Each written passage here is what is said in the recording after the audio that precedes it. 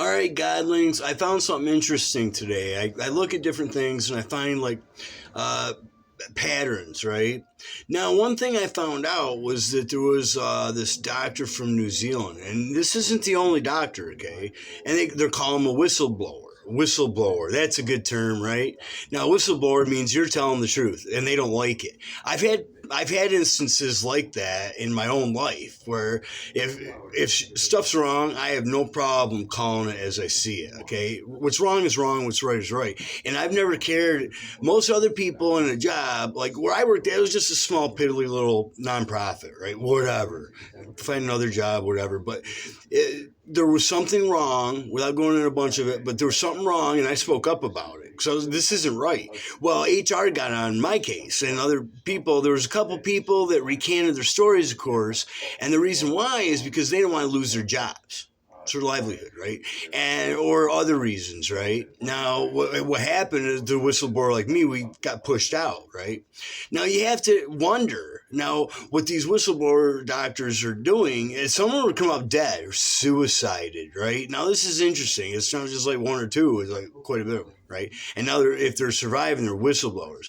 Now, these are doctors, okay? They put their lives into doing this, okay? Being a doctor is way more than working at McDonald's or a nonprofit, right? And being a whistleblower. Now, they're risking their livelihoods and their lives and public ridicule for coming out of it. Now, why would they do that? Now, ask yourself, why? Why would a doctor come out? And it's not just doctors. There's other officials and CIA and all that. They're talking about it too. So why would they risk their livelihoods and ridicule? Why? For shits and giggles? I mean, they're risking a lot by doing so. And why would they do that? Most of the time, they're just like rest of other people. Like, they just keep their mouths shut because they don't want to make waves. They don't want to risk losing their job. Or, a lot of other things could happen too. At higher levels, you risk death. I mean, we know this, we see this. Now, it's funny because everybody wants to think it's all conspiracy theory about, the COVID shot, right? We all know about that.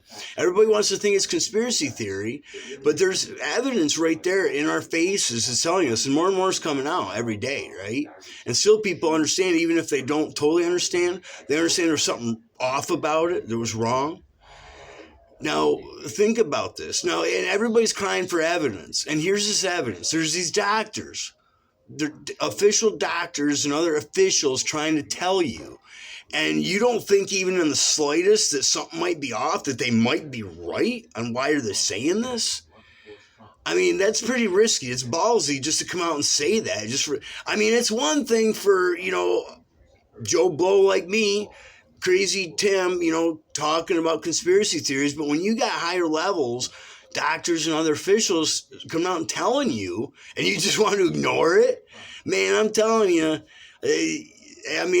all I see is it's going to get bolder and bolder, and then more of our faces, and all these people that were in the dark, all of a sudden are going to know it's going to be right there at your doorstep, and you're like, so better start paying attention now. I don't think it's too late yet to start paying attention to some things. All right. But I guess there's something about the other guy. He's going to be, the F guy there, Mr. Fauci.